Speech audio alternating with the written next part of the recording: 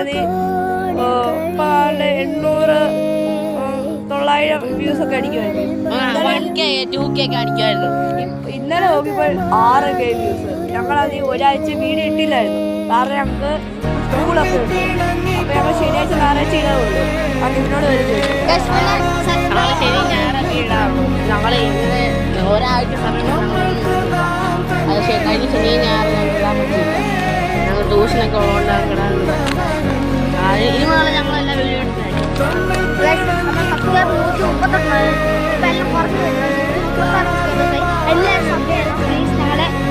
ഉറപ്പായിട്ടും സബ്സ്ക്രൈബ് ചെയ്തു.